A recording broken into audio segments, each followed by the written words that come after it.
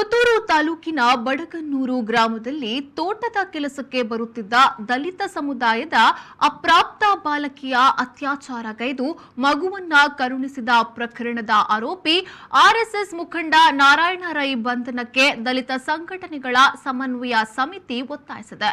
ಮಂಗಳೂರಿನ ಪ್ರೆಸ್ ಕ್ಲಬ್ನಲ್ಲಿ ಸುದ್ದಿಗೋಷ್ಠಿ ನಡೆಸಿ ಮಾತನಾಡಿದ ಸಮನ್ವಯ ಸಮಿತಿಯ ಮುಖಂಡ ಅಶೋಕ್ ಕೊಂಚಾಡಿ ಅವರು ದಲಿತ ಸಮುದಾಯದ ಬಾಲಕಿಗೆ ಆದ ಅನ್ಯಾಯದ ವಿರುದ್ಧ ಮಾತನಾಡದ ಜನಪ್ರತಿನಿಧಿಗಳ ವಿರುದ್ಧ ಆಕ್ರೋಶ ವ್ಯಕ್ತಪಡಿಸಿದರು. ಒಂದು ಬಿಟ್ಟುವ ಅಂಶ ನಾನು ಉಲ್ಲೇಖ ಮಾಡಲಿಕ್ಕೆ ಬಯಸ್ತೇನೆ ಗೆಳೆಯರೆ. ಏನಂತ ಹೇಳಿದ್ರೆ, ಇಲ್ಲಿ ಪೊಲೀಸ್ ಇಲಾಖೆಯವರು ಹುಡುಗಿ ಡಿಸ್ಚಾರ್ಜ್ ಆಗಿ ಮನೆಗೆ ಹೋದ ತಕ್ಷಣ ಮಧ್ಯಾಹ್ನ ಹೊತ್ತು ಮನೆಗೆ ಬರ್ತಾರೆ ಎರಡು ಪೊಲೀಸರು. ರಾತ್ರಿ ಹೊತ್ತು ಒಂದು ಪುರುಷ ಪೊಲೀಸ್ನವರು ಮತ್ತು ಮಹಿಳಾ ಪೊಲೀಸ್ ಬಂದು ಆ ಹುಡುಗಿಗೆ ಹೇಳ್ತಾರೆ, ನಾರಾಯಣ ರೈಗಳ ಹೆಸರನ್ನ ನೀನು ಹೇಳಿದ್ರೆ ನಿನ್ನ ಬೆನ್ನು ಹುಡಿ ಮಾಡ್ತೇವೆ, ಮತ್ತೆ ನಿಮ್ಮೆಲ್ಲರನ್ನು ಕೂಡ ನಾವು ಜೈಲಿಗೆ ಹಾಕ್ತೇವೆ ಅಂತ ಒಂದು ಮಾತನಾಡ್ತೇವೆ. ಹಾಗಾಗಿ ಇವರು ಯಾರ ಪರ ಇದ್ದಾರೆ? ಪೊಲೀಸ್ ಇಲಾಖೆ ಅನ್ನುವಂಥದ್ದು ಜನಸಾಮಾನ್ಯರಿಗೆ ಅನ್ಯಾಯ ಆದಾಗ ನ್ಯಾಯ ಕೊಡುವಂತಹ ಒಂದು ನ್ಯಾಯ ದೇಗುಲ, ಅದು ನಮಗೆ ಫಸ್ಟಿಗೆ ಕಾಣುವಂಥದ್ದು, ಅಲ್ಲಿ ನ್ಯಾಯ ಸಿಗಬೇಕು. ಹಾಗಾದ್ರೆ ಇವರು ಯಾರ ಪರ ಇಲ್ಲಿ ವಕಾಲತ್ತು ವಹಿಸ್ತಾ ಇದ್ದಾರೆ? ಹಾಗಾಗಿ ಪೊಲೀಸ್ ಇಲಾಖೆ ಸಂಪೂರ್ಣವಾಗಿ ಇಲ್ಲಿ ನಾರಾಯಣ ರೈಗಳೊಟ್ಟಿಗೆ ಶಾಮೀಲಾಗಿ ಕೈ ಜೋಡಿಸಿದ್ದಾರೆ. ಪೊಲೀಸ್ ಇಲಾಖೆ ಸೇರಿ ನಮ್ಮ ಇಲ್ಲಿನ ನೇಡಿಗೇಷನ್ ಆಸ್ಪತ್ರೆಯ ಇಲ್ಲಿ ಸಂಬಂಧಪಟ್ಟ ಯಾರು ಅಲ್ಲಿದ್ದಾರೆ ಅಲ್ಲೆಲ್ಲರೂ ಕೂಡ ಸೇರಿ ಇಲ್ಲಿ ವ್ಯವಸ್ಥಿತವಾದಂತಹ ಒಂದು ಪಿತೂರಿ ಮಾಡಿ ಇಲ್ಲಿ ಕೆಲಸ ಮಾಡಿದ್ದಾರೆ. ಹಾಗಾಗಿ ಇಲ್ಲಿ ಸತ್ಯಾಸತ್ಯತೆ ಹೊರಗೆ ಬರಬೇಕು. ಅದು ಯಾವ ರೀತಿ ಅಂತ ಹೇಳಿದ್ರೆ, ಇಲ್ಲಿ DNA ಪರೀಕ್ಷೆ ಆಗ್ಲೇಬೇಕು. DNA ಪರೀಕ್ಷೆ ಆದಾಗ ಎಲ್ರಿಗೂ ಕೂಡ ಸತ್ಯ ತನ್ನಷ್ಟಿಗೆ ತಿಳಿಯುತ್ತೆ ಯಾರು ಕಾರಣಕರ್ತರಾಗಿದ್ದಾರೆ ಅಂತ. ಹಾಗಾಗಿ DNA ಪರೀಕ್ಷೆ ಕೂಡ ನಾವು ಇಲ್ಲಿ ಒತ್ತಾಯ ಮಾಡ್ತೇವೆ. ಮತ್ತೆ ಇನ್ನೊಂದು ಏನಂತ ಹೇಳಿದ್ರೆ, ಪೊಲೀಸ್ ಇಲಾಖೆಯ ಈ ರೀತಿಯಾದಂತಹ ಒಂದು ಕಾರ್ಯವೈಖರಿ ಏನಿದೆ ಅಲ್ಲಿ ಅದು ಇಲ್ಲಿನ ಅಧಿಕಾರಿಗಳಿಂದ ತನಿಖೆ ಆದ್ರೆ ಅದು ನ್ಯಾಯ ಸಿಗುವುದಿಲ್ಲ. ಅದು ಮೇಲ್ಮಟ್ಟದಲ್ಲಿ ವಿಶೇಷ ರೀತಿಯಾದಂತಹ ಒಂದು ತನಿಖೆ ಆಗ್ಬೇಕು. ಸಾಧ್ಯ ಆದ್ರೆ ನ್ಯಾಯಾಂಗ ರೀತಿಯಾದಂತಹ ಒಂದು ತನಿಖೆ ಆದ್ರೆ ಇಲ್ಲಿ ಎಲ್ಲ ಪೊಲೀಸ್ ಇಲಾಖೆ ಎಲ್ಲ ವಿಚಾರಗಳು ಕೂಡ ಇಲ್ಲಿ ಹೊರಗೆ ಬರಲಿಕ್ಕೆ ಸಾಧ್ಯ ಆಗ್ತಾ ಇರ್ತಕ್ಕಂಥ ಮನವಿಯನ್ನು ನಾನು ಮಾಡ್ತೇನೆ. ಅನಂತರ ಸಮನ್ವಯ ಸಮಿತಿಯ ಸಂಚಾಲಕರಾದ ಆನಂದ ಬೆಳ್ಳಾರೆ ಅವರು ಮಾತನಾಡಿ, ಆರೋಪಿಯ ವಿರುದ್ಧ ಪೋಕ್ಸೋ ಮತ್ತು ದಲಿತ ದೌರ್ಜನ್ಯ ಪ್ರಕರಣ ದಾಖಲಿಸಲಾಗಿದೆ.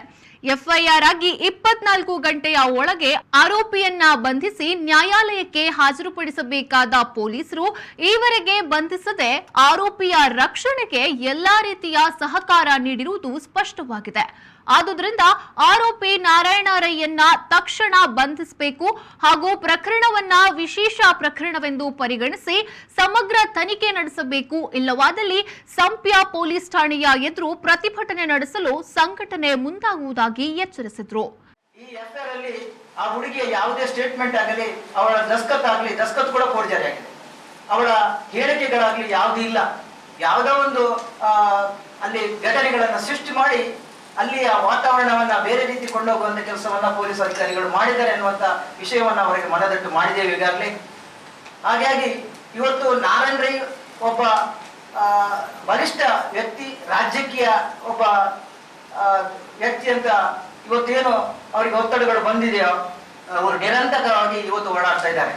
ಅದಕ್ಕೆ ಬೇಕಾಗಿ ಇವತ್ತು ಅವರನ್ನ ಬಂಧಿಸಬೇಕು ಮತ್ತು ಸರಿಯಾದ ರೀತಿಯಲ್ಲಿ ಅದನ್ನ ಕಾನೂನು ಕ್ರಮ ಕೈಗೊಳ್ಳಬೇಕು.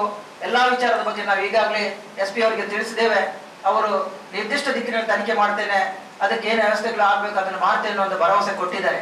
ಆದ್ರೆ ಘಟನೆ ನಡೆದು 1 ತಿಂಗಳು ಆದ್ರೂ ಕೂಡ ಇವತ್ತಿನವರೆಗೂ ಕೂಡ ಆ ವ್ಯಕ್ತಿಯನ್ನ ಬಂಧಿಸುವಂತ ಕೆಲಸ ಮಾಡಲಿಲ್ಲ. ಅದಕ್ಕೆ ಬೇಕಾಗಿ ನಾವು ಇದೇ ತಿಂಗಳು 21ನೇ ತಾರೀಕಿಗೆ ಪುತ್ತೂರಿನ ಸಂಪ್ಯ ಗ್ರಾಮಾಂತರ ಠಾಣೆ ಎದುರುಗಡೆ ಎಲ್ಲ ದಲಿತ ಸಮನ್ವಯ ಸಮಿತಿಯ ಪದಾಧಿಕಾರಿಗಳು ಮತ್ತು ಎಲ್ಲ ಕಾರ್ಯಕರ್ತರು ಸೇರಿಕೊಂಡು ಅಲ್ಲಿ ಒಂದು ಪ್ರತಿಭಟನೆಯನ್ನ ಮಾಡ್ತೇವೆ. ಆ ಪ್ರತಿಭಟನೆಯಲ್ಲಿ ನಮ್ಮ ಬೇಡಿಕೆ ಒಂದೇ, ನಾರಾಯಣ ರೈಗಳನ್ನು ಕೂಡಲೇ ಬಂಧಿಸಬೇಕು. ಅವರಿಗೆ ಯಾವ ರೀತಿಯ ಅಲ್ಲಿ ಜಾಮೀನು ಸಿಗಬಾರದು. ಈ ಸಂದರ್ಭ ಸುದ್ದಿಗೋಷ್ಠಿಯಲ್ಲಿ ಸಮನ್ವಯ ಸಮಿತಿಯ ಮುಖಂಡರಾದ ರಮೇಶ್ ಕೋಟ್ಯಾನ್, ರಘು ಕೆ ಎಕ್ಕಾರು, ಸರೋಜಿನಿ ಬಂಟ್ವಾಳ, ಗಿರೀಶ್ ಕುಮಾರ್, ಸುಧಾಕರ ಬೋಳೂರು, ಕಮಲಾಕ್ಷ ಬಜಾಲ್, ಗಣೇಶ್ ಸುಟರ್ಪೇಟೆ ಉಪಸ್ಥಿತರಿದ್ದರು.